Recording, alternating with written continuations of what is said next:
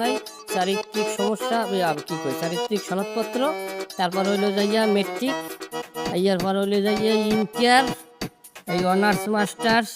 এটা কি? হ্যাঁ কি হয়েছে? ব্রাহাম, আরে লক্ষ্মী দেওদি, গরুরে বীজ দিছি উন্নত জাতের, এই সার্টিফিকেট এর মধ্যে থইছে। গরুর সার্টিফিকেট আর বাড়ির দান করবা, আমি গরিব মানুষ। মাফ কর।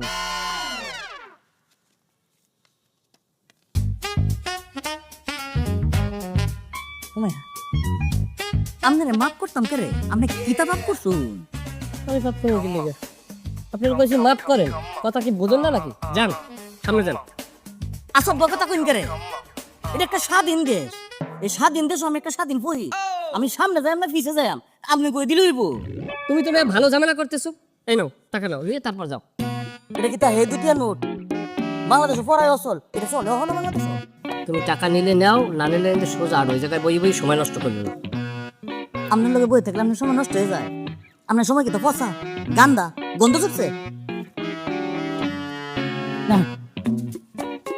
20 টাকা দিয়া বাদাম কিনা খাইন যে, বাদাম খাইলে বুদ্ধি বাড়ে।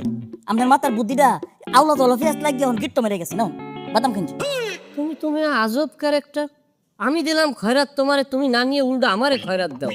এটা কি খয়রাত নাকি তুমি আমার ক্ষুদ্র ঋণ দিতে আসো? বুঝতে পেরেছি, বেকার, চাকরির সন্ধানে আছেন, কোনো লাভ নেই। আমার মতো একজন ফ্রিল্যান্সার এন্টারপ্রেনার হতে চাইলে যোগাযোগ করবেন, জীবন বদলে যাবে, কোনো সমস্যা নেই। বাবা আমার তো আমার একটু দান হয় না, আমি গরিব মানুষ বাবা। ফকির শাহ আলম চৌধুরী, প্রোপাইটার, ফকির এন্টারপ্রাইজ, গাউসুল আজম এভিনিউ, ঢাকা, উত্তরা। আজব ক্যারেক্টার।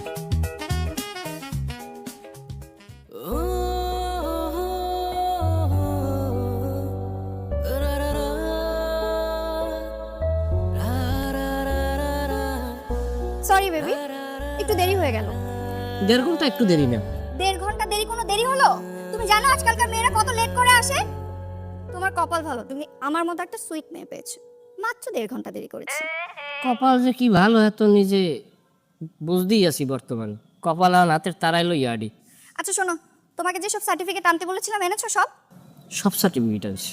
Okay good. তোমার স্কুল, কলেজ, মেডিকেল টেস্টের সমস্ত রিপোর্ট, তারপর তোমার যত যোগ্যতা আছে সব কিছু, সমস্ত ডকুমেন্টস এনেছো? আমার যা যা যোগ্যতা আছে সব সার্টিফিকেট আমি আনছি। Good boy. আচ্ছা এই সার্টিফিকেট দিয়ে কি হবে? কারণ আমার আব্বু তোমার সঙ্গে দেখা করতে চেয়েছে। তো খুবই সৌভাগ্যের, কিন্তু উনি সার্টিফিকেট দিয়ে কি করবে? আরে বোকা, তোমার ইন্টারভিউ নেবে। উনি কি আমাকে চাকরি দেবেন? কিসের ইন্টারভিউ?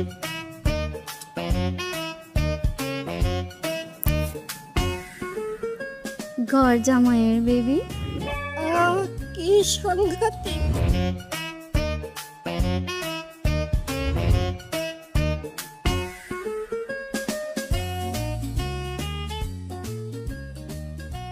বাহ, তোমার একাডেমিক সার্টিফিকেটগুলো তো ভালোই, লেখাপড়ার রেজাল্ট তো ভালোই, তাহলে তুমি এখনো বেকার কিসের জন্য? না না বউ, তুমি ভুল বুঝছো। ওর তো অনেকগুলো চাকরি হয়েছিল। ও চাকরি করতে গেলে আমাকে ঠিক মতো সময় দিতে পারে না। সারাদিন কষ্ট করে তো, রাতের বেলা পড়ে পড়ে গাধার মতো ঘুমায়, আমার সাথে ফোনে কথা বলতে পারে না। এই কারণে সবগুলো চাকরি ছেড়ে দিয়েছি। মেডিকেল সার্টিফিকেটগুলো তো দেখলাম ভালো, রিপোর্ট ভালো, সব কিছুতেই নেগেটিভ। গুড। হ্যাঁ আব্বু, ওর কিন্তু হেপাটাইটিস, জন্ডিস, তারপর এইডস, এই সমস্ত কোনো কিছুই নেই। খুবই ভালো ছেলে। তাছাড়া যেমন মনে করো নেশা জাতীয় কোনো কিছু, পান, বিড়ি, সিগারেট কোনো কিছুই খায় না। খুবই ভালো ছেলে। খালি মনে হয় একটু বোবা, কথা বলতে পারে না, তাই না? না না, কি বলছো তুমি? খুব সুন্দর করে কথা বলে বিটু। আচ্ছা, এই আব্বুকে কথা বলে শোনাও, সালাম দাও না। ও কথাই যদি বলতে পারে তাহলে আমার সব কথার জবাব তুই দিচ্ছিস কেন? হ্যাঁ, যা তুই পাশের ঘরে গিয়ে বস, আমি ওর ইন্টারভিউটাকে নিয়ে নিই। যা। আমি যাচ্ছি।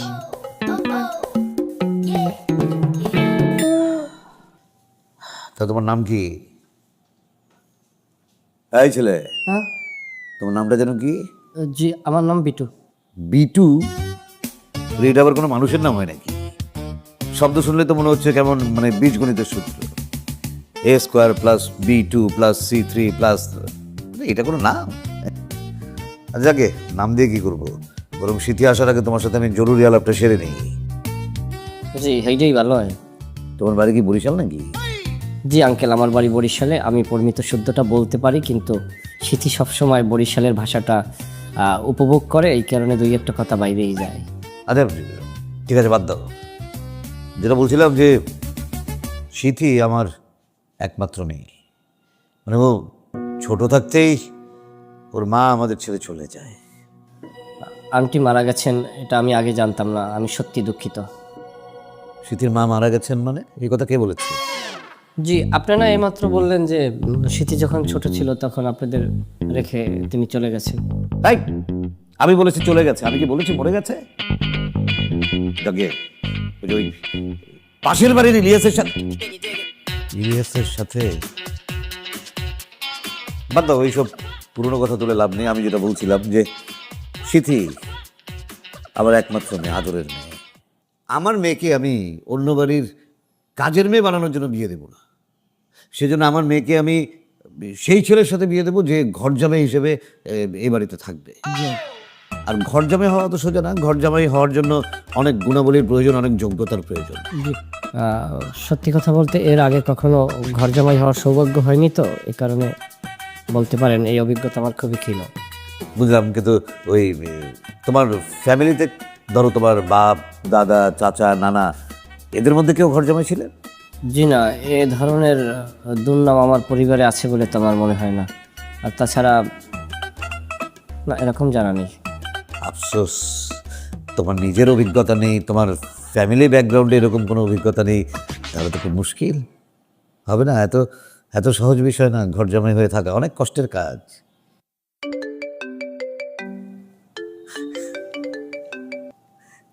হ্যালো, হ্যাঁ সেই তো।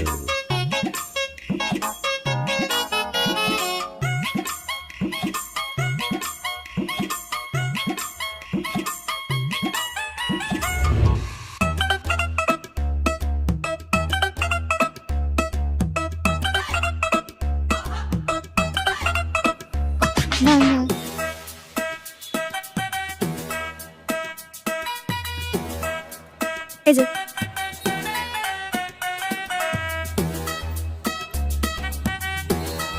আমি একটা কথা বলি কি শীতে, তোমার আমার বিয়েটা তোমার বাপে মাইনে নেবে না, বুঝছো? খালি খালি আমার সময় লস হইতেছে। ঘর জামাই হিসেবে তোমার বাবা আমার কোনোভাবে সেটা তো মানার প্রশ্নই আছে না, কারণ ঘর জামাই হওয়ার মতো পূর্ব অভিজ্ঞতা তো আমার নাই। চুপ করো তো, একদম একটা কথাও বলবেন না। সারাটা রাস্তায় একই কথা বলতে বলতে তুমি আমার কান ব্যথা করে ফেলছো। চলো ভিতর চলো। কই যাবো, কই আনলাম আমারে? তোমার সব সমস্যার সমাধান এরাই করে দিবে। কিরে, ঘর জামাই ট্রেনিং সেন্টার, এটা আবার কেমন সেন্টার? আর দূর আমি এই জায়গায় যাবো না, তুমি যাও। একদম কথা বলবো না, চলো আসো ভিতরে আসো।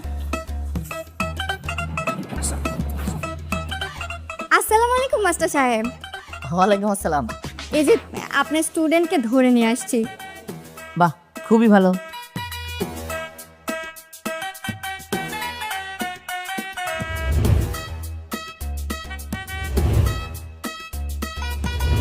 এক্সকিউজ মি, আমি যদি ভুল না করি আপনি কি ফকির এন্টারপ্রাইজের প্রোপাইটার শাহ আলম ফকির? আচ্ছা, ওনার কি মানসিক স্বাস্থ্যের কোনো সমস্যা আছে? বা আমার এই ট্রেনিং সেন্টারে তো ধরেন অনেক বড় বড় ঘরের ছোট ছোট জামাইরা ট্রেনিং নিতে আসে। এতগুলো জামাইয়ের থেকে সেফটি সিকিউরিটির ব্যাপারও আছে।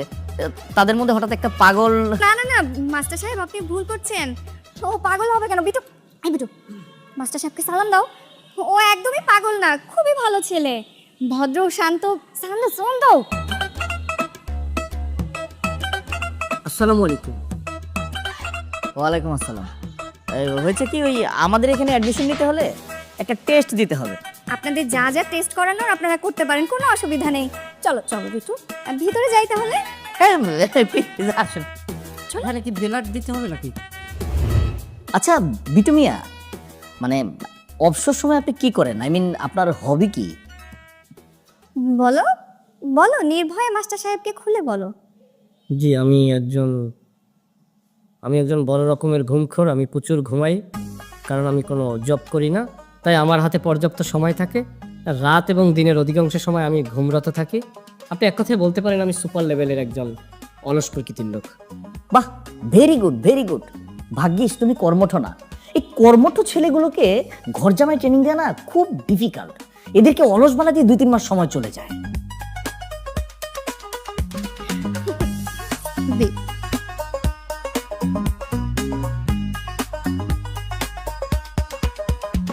বিটু, ভালো করে দেখো, এখানে তোমার মতো কিছু হবু ঘর জামাইয়ের ট্রেনিং চলছে।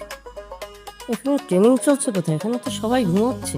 না না, শুধু ঘুমাচ্ছে না তো, এখানে বিভিন্ন সিচুয়েশনে বিভিন্ন পজিশনে ডিপ স্লিপ প্র্যাকটিস চলছে। যেমন ধরো, তোমার বউ একদিন রাগ করে হঠাৎ করে তোমাকে ঘর থেকে বের করে দিল।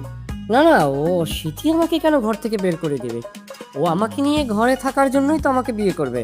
করবে করবে, ঘর জামাইকে মাঝে মধ্যে ঘর থেকে বের করে দেয়া এটা হচ্ছে একটা রেগুলার প্র্যাকটিস। এই ধরো, একদিন সিথি তোমাকে বের করেই দিল, আচ্ছা, তখন তুমি কোথায় ঘুমাবে? নিশ্চয়ই সোফায়। ইন দ্য মিন টাইম তুমি দেখলা তোমার শ্বশুর সোফায় বসে পত্রিকা পড়ছে, হ্যাঁ, তখন কোথায় ঘুমাবে? চেয়ারে। কিন্তু চেয়ারটা তো সেকেন্ড অপশন। কিন্তু চেয়ারটা যদি না থাকে? Very good question. তখন তুমি এই যে দেখো ওনার মতো দাঁড়িয়ে দাঁড়িয়ে ঘুমাবে। উনি ঘুমাচ্ছে। কানারে মেয়ে হাইকোর্ট বুঝান, আমরা কি সেমাই খেয়ে বড় হয়েছি নাকি? কি বললে তুমি? না, আমি বলছি যে তিনি তো ঘুমাচ্ছেন না, তিনি তো চোখ খুলে তাকিয়ে আছেন। চোখ খুলে তাকিয়ে আছেন কিন্তু ঘুমাচ্ছেন। শোনো, ঘর জামাইদেরকে মাঝে মধ্যে চোখ কান খোলা রেখেও ঘুমাতে হয়।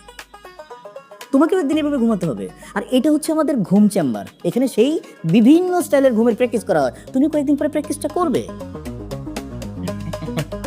Best of luck. ওইদিকে একটা রুমের মধ্যে দেখলাম কয়েকজন কান ধরে উঠবোস করছে, আবার কেউ কেউ মুরগি হয়ে বসে আছে। আপনারা কি পানিশমেন্ট দেন? না না, ওটা তো আমাদের জিমনেশিয়াম, ওখানে এক্সারসাইজ করা হয়। আসলে ঘর জামাই হয়ে শুধু তো ঘুমানো চলবে না, বডিটাও ফিট থাকতে হবে, নইলে তো সবকিছু সহ্য করতে পারবে না, তাই না? না, তা অবশ্যই ঠিক আছে, কারণ শরীর ফিটনেস ঠিক রাখার জন্য জিমের অবশ্যই দরকার আছে। এর জন্য কান ধরে বস করা মানে কি কানেরও কি ফিটনেস ঠিক রাখতে হয় নাকি? আমার একটা ক্লাসের সময় হয়ে গেছে, আমাকে যেতে হবে। বাই। বিটু স্যারকে সালাম দাও। ওয়ালাইকুম আসসালাম।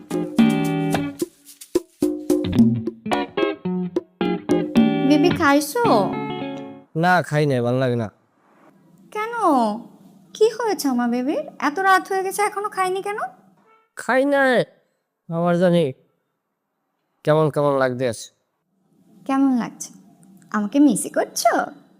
আরে না, মিস করা না, মানে ওই যে ট্রেনিং সেন্টারে কাল যাওয়া লাগবে, মানে বিষয়টা ভাবতেই কেমন জানি লাগে। আর মানে বিষয়টা আমি এনজয় করতে আছি না, বুঝছো? আমার শরীর মানে কাঁপে, কি কম তোমার হাত পাও ঠান্ডা হয়ে যায় আমার। এসব কত বলা না বেবি।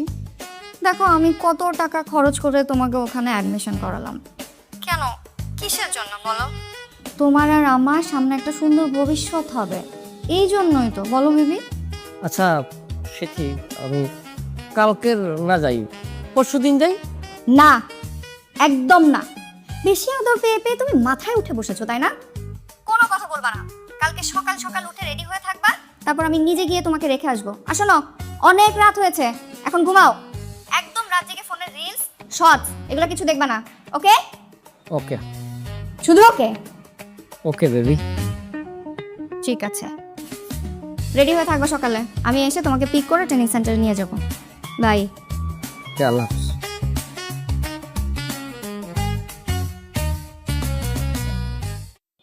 আসলে আমি আর এখনো খাইনি। কেন খাইনি বোঝো না? বোকামি। আমার একা একা খেতে ভালো লাগে না, আর তুমি খাওনি সেজন্য আমিও খাইনি। কি বললে? তুমি ডায়েটে আছো? ঠিক আছে, তাহলে আমিও ডায়েটে আছি। হ্যাঁ, তুমি যখন খাবে তখন আমি খাবো। তুমি এখনো খাওনি মানে? হ্যাঁ, না খাইনি তো।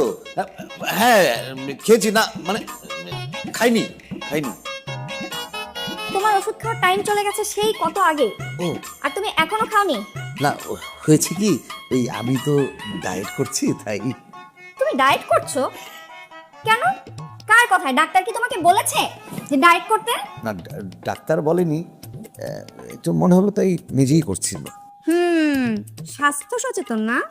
আমি কিন্তু ইদানিং খেয়াল করছি তুমি কার সঙ্গে যেন ফোনে খুব কথা বলছো। এত রাতে কার সঙ্গে ফিসি ফিসি করছিলে? দাও তো ফোনটা, দাও তো। আরে কি বলিস, কেন আমি রাতের বেলা কার সাথে কথা বলবো, পাগল মেয়ে। আমাকে দেখাও, ফোন দেখাও। না আমি কথা বলছিলাম না তো, এই যে তুই দেখ না, এই যে আমি গেম খেলছিলাম। শোনো বাবা, তোমাদের এই বয়সটা কিন্তু খুব খারাপ। আরে দেখো না, সোশ্যাল মিডিয়া, নিউজ পেপারে কত কত নিউজ আসে। এই বয়সী বাবারা কি সব করে বেড়াচ্ছে। কি যে বলিস, আজে বাজে কারোর সঙ্গে কথা বলা যাবে না। তাড়াতাড়ি খেতে এসো, আমি খাবার দিচ্ছি। জলদি এসো। আসছি তো।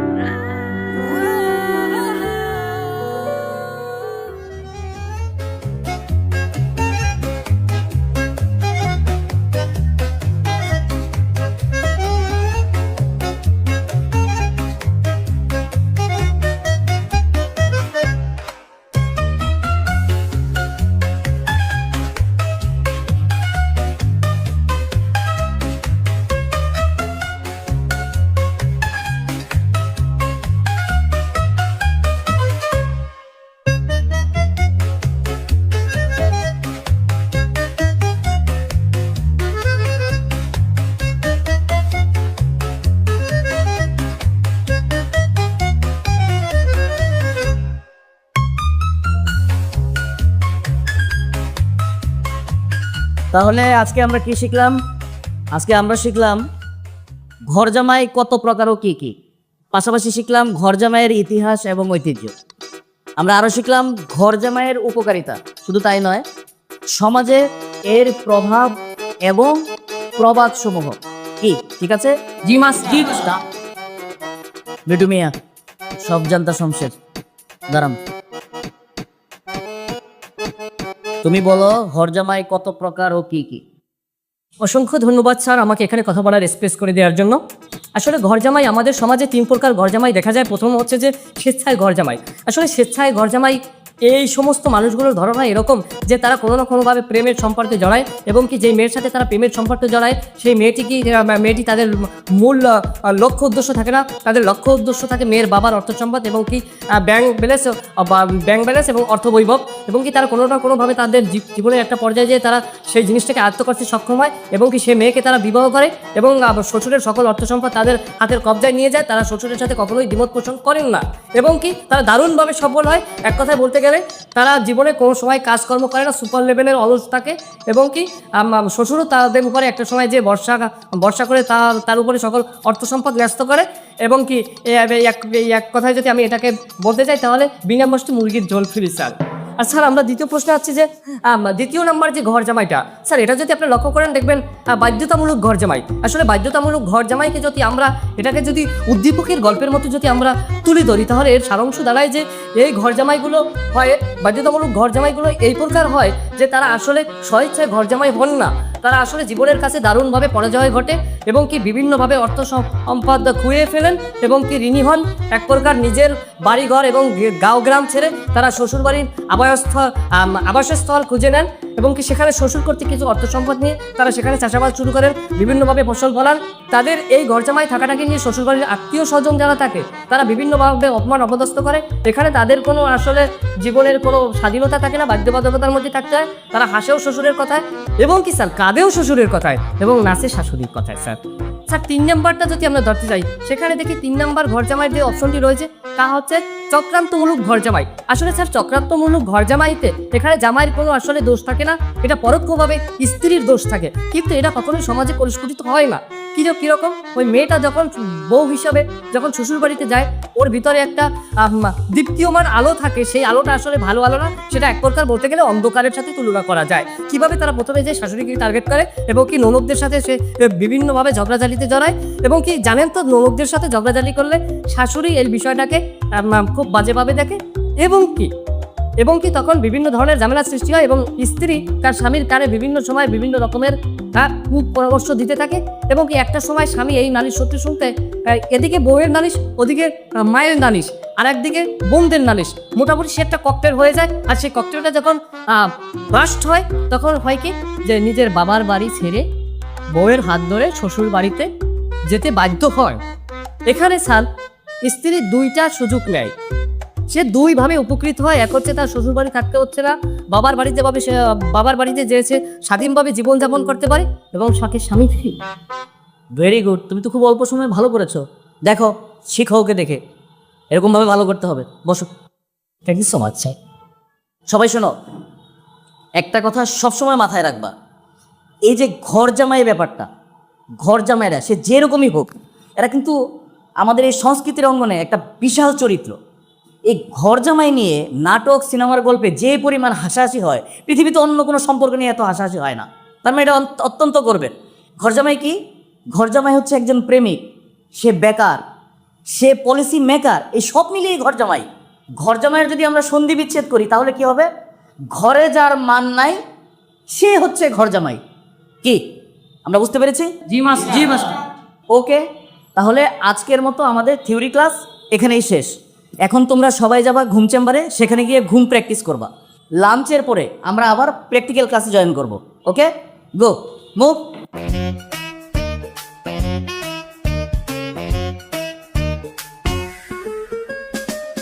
বিটো, তুমি যাচ্ছ না কেন? স্যার আমার ঘুম পাচ্ছে না স্যার। আমি যতটাই অধ্যয়ন করি আপনার ক্লাসগুলো স্যার, ততটাই আমি আপনার দীক্ষায় মোহিত স্যার। স্যার সত্যি কথা বলতে আপনি আমার কাছে আসলে একজন মানুষ না, আপনি আমার কাছে একটা জ্ঞানের সমুদ্র স্যার। আর আমি সেই জ্ঞান অন্বেষণ করতে চাই। আমি যদি এই সমুদ্রের এক ফোঁটা জল দিতে পারি, এই জীবন ধন্য স্যার।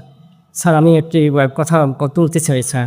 আপনি যে বলেছিলেন যে 2 আর 2 কত, তখন আমি বলেছিলাম স্যার যে 4, আপনি বলেছিলেন না এটা ভুল। স্যার আসলে সেই যে কথাটা, এটা আসলে আমার কাছে একটি রহস্য, একটি অন্তরাল, সেই অন্তরাল আমি ভেদ করতে চাই স্যার, যদি আপনি আমাকে ক্লিয়ার করতেন। তুমি অত্যন্ত মেধাবী, ব্যাপারটা এখনো মনে রেখেছো। ভেরি গুড, আমি খুশি হয়েছি। শোনো, সবসময় একটা ব্যাপার মাথায় রাখবা, গতানুগতিক যে গণিত রয়েছে, জেনারেল যে গণিতের হিসাব রয়েছে, ঘর জামাইয়ের গণিত আর জেনারেল গণিতের সাথে কোনো মিল নেই। ঘর জামাইয়ের গণিতটা টোটালি ভিন্ন, এটা তোমাকে মাথায় রাখতে হবে। এই যেমন ধরো, তুমি 2 আর 2 4 বলেছো, এটা সঠিক। 2 আর 2 গুণ করলেও 4, সেটাও সঠিক। বাট ঘর জামাইয়ের ক্ষেত্রে 2 আর 2 22ও কিন্তু হতে পারে, আবার কখনো কখনো সেটা 12ও হতে পারে। It's depend on situation. Okay okay sir, আরেকটু যদি ডিপলি বলতেন স্যার। আইসি, আমি বুঝতে পেরেছি তোমার প্র্যাকটিক্যাল ক্লাস দরকার। চলো তোমাকে প্র্যাকটিক্যাল ক্লাসে নিয়ে যাবো, আসো। জি স্যার। বল স্যার, কামন চলেন তাইলে মাস্টারজি। কেনাকাটা করতে ভালোই লাগে না? একটু লাগে, কখনো ওই রকম করা হয় না তো, মানে আচ্ছা, অলসতা বলতে পারেন, আমাকে ঘিরে ধরছে চারোদিক থেকে। Very good. ঘর জামাই হওয়ার জন্য অলসতা একটা খুব জরুরি অভ্যাস। I am very proud. আচ্ছা, তোমাকে বাজার করার জন্য কত টাকা দিয়েছিল? 4000। তুমি কত টাকা দিয়ে কি কি বাজার করেছো? বাজার তো করছি, এত হিসেব করে খাওয়া লাগবে, লেখাপড়া করছি, এতে কি হয়েছে? লেখাপড়া মানুষ মুখস্থ করতে পারে ভালো। যাই হোক, 1250 চিংড়ি যোগ কেলা 70 যোগ কাঁচা বাজার 340, কত হলো? 1660। তাহলে কত টাকা তোমাকে বাসায় গিয়ে ফেরত দিতে হবে? এটা মাইনাস করলেই তো হয়, 4000 থেকে 1660 মাইনাস 2340 টাকা। তোমার হিসাবটা ভুল হয়েছে। কি কারণে বলে? এই দেখেন আমরা সামনেই তো ধরলাম সবগুলা। ঘর জামাইয়ের হিসাব এরকম না। কেমন হইল? যেমন ধরো, তুমি এই বাজার থেকে যে সবজিটা কিনেছো, এই সবজিটা এই বাজারের সবচেয়ে টাটকা সবজি, কচি সবজি। তুমি অনেক খুঁজি করে এই সবজিটা কিনেছো 540 টাকা দিয়ে। নাউজুবিল্লাহ। আর তুমি যে মাছটা কিনেছো চিংড়ি মাছ, এটা তো এই বাজারের সবচেয়ে বড় মাছ এবং তাজা মাছ। এই চিংড়িটা তুমি অনেক দামাদামি করে কিনেছো 1550 টাকা দিয়ে। এটা সেরেফ ডাহাতি। আর এই যে কলা কিনেছো তুমি, হ্যাঁ, এই কলাটা তো যেন তেন কলা নয়, এটা হচ্ছে 100% ফরমালিন মুক্ত অর্গানিক একটা কলা। এই কলা এমন একটা কলা, এটা খাওয়ার পরে ডায়াবেটিস রোগ পর্যন্ত ভালো হয়ে যেতে পারে। সো এই কলাটা কিনেছো তুমি 170 টাকা দিয়ে। কলাটা যায় কিন্তু আরগুলো তো বাজে পড়ে। এত চিন্তা করতে হবে না, দিমাগ কম খাটাও, যোগ করো। তাহলে হ্যাঁ আপনার যাই ওই জায়গায় হইলে যাইয়া 540 মাছ হচ্ছে 1550, 1550 যোগ তুমি কলা কিনেছো 170। 170। তাহলে তুমি এখন বাসায় গিয়ে আর কত টাকা নেবে? আর নেবো কা? আমি তো আরো দেবো 1740 টাকা আমার ফেরত দেওয়া লাগবে। নো নো নো নো, তুমি বাসায় গিয়ে আরো 60 টাকা নিবে, অর্থাৎ তুমি 60 টাকা পাবে। 60 টাকা পাম? কিসের 60 টাকা? আরো 60 টাকা কিসের? ওমা, হিসাব থাকা লাগবে না, দেশো কত চাইলে যাটা। তাইলে তোমার মনে করো চিংড়ি মাছ কিনছি, কাঁচা বাজার কিনছি, কেলা কিনছি, এই জায়গায় গেছে 2260 টাকা। তাই রয়েছে কত? 1740 টাকা। লইয়ে বাড়ি ভেড়া ধরছি, এর ভিতরে যাই কি কষার ধোয়ানের সামনে খাসির লেগ পিস ঝুলেই রাখছে। নজরটা পড়ছে লেগ পিসের দিকে, যাই তোমার চেহারাটা লেগ পিসের মধ্যে ভাসছে উঠছে। মনে মনে কই আমার লক্ষ্মী তো খাসির মাংস ভালোবাসে। সাথে সাথে যাইয়ে কই, মাইনুদ্দিন ভাই 2 কেজি কুচাইয়ে সুন্দরভাবে দেন। দেশে কুচাইয়ে কই দাম কত? কয় ভাই আপনার জন্য 2 কেজি 1800 টাকা। আসুক একটা বাড়ি খেয়েছি কে, ওই যে 60 টাকা কম আছে 1740, লাগবে কত? 1800। কি করি লজ্জাও হিন্নে হালাইয়ে কই ভাই 60 টাকা বাহিরে হা লাগবে। কয় কোনো সমস্যা নাই, আমনে আমার দার দিই তো গোস্ত কেনেন, কইতে বলিয়ে দেন। এই লই আই এখন 60 টাকা দাও আর এই বাজার দাও। সবজি কলা সবই তো আছে, আমার খাসির মাংস কই? খাসির মাংস কই? সে এক মর্মান্তিক ইতিহাস, সে কথা ভাবতে গেলে আবার গায়ের লোম খাড়াইয়ে যায়। গায়ের লোম দাঁড়ানোর কি আছে? অবশ্যই আছে। মাইনুদ্দিন ভাই মাংস আমারে গিজাইয়া ব্যাগের মধ্যে দিল, মাংস নিয়ে আমি বাড়িতে ফিরবো। চিন্তা করলাম আমার তো গাড়ি ভাড়া নাই, আমি কিভাবে গাড়িতে চড়বো? হ্যাঁ, যদি রিক্সা করি আসি, রিক্সাওয়ালার আবার বাড়ির সামনে দাঁড় করাই, ঘর দিয়ে পয়সা এনে দেবো, পেস্টিস ইস্যু হয়ে যায় না। বললাম না, আমি হাঁটতেই বাড়িতে আসি।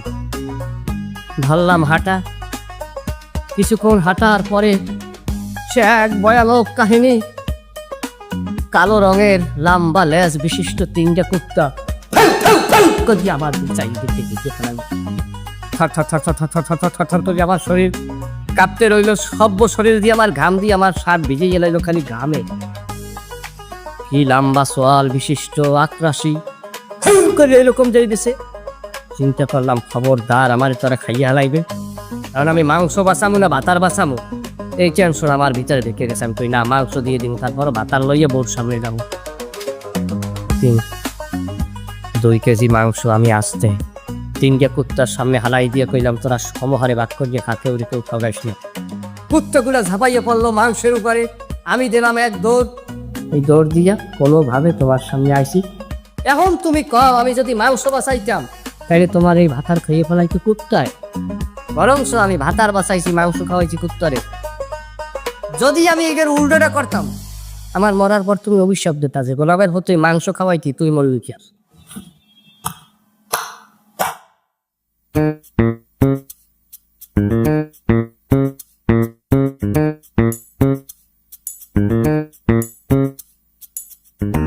আসলে আমি অত্যন্ত খুশি হয়েছি।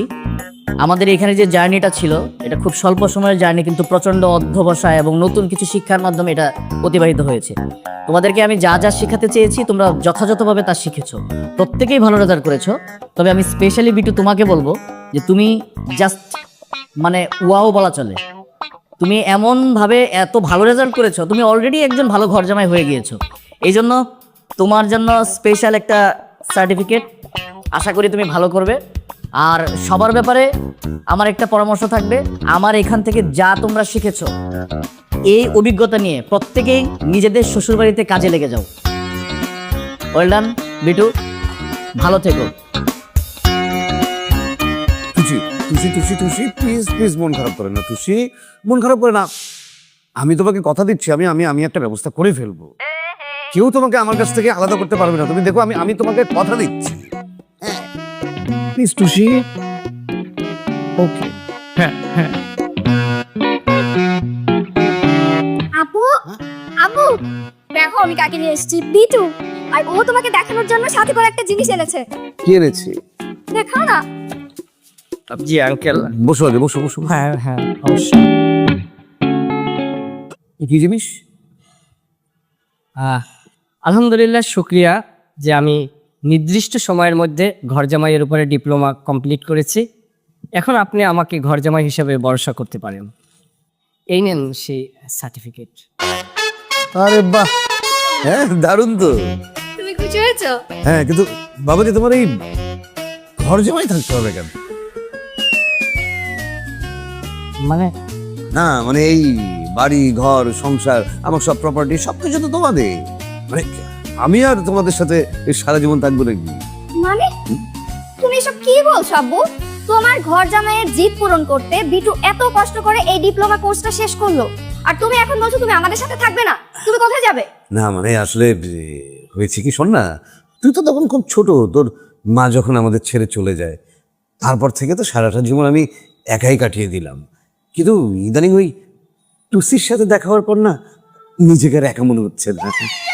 টুসি? কি এটা কোনো নাম না বীজগণিতের সূত্র মনে হচ্ছে আমার। কি বলছিস তুই? কি সুন্দর একটা নাম না টুসি। মানে নামের মতো মেয়েটা দেখতেও না খুব সুন্দর। তোর কাছাকাছি বয়স হবে, তোর একটু বড়, মানে কিন্তু ফিলটা একদম তোর মায়ের মতো। তো আমি ভাবছিলাম যে ওই তোদের বিয়েটা হয়ে গেলে তোরা সুন্দর করে এই বাড়িতে সংসার শুরু করবি, আর আমি তখন ওই এই টুসিকে বিয়ে করে ওর বাড়িতে উঠে যাব ঘর জামাই হিসাবে। না মানে ওই হ্যাঁ হ্যাঁ, এই ঘর জামাই ট্রেনিং সেন্টারটা কোন দিকে?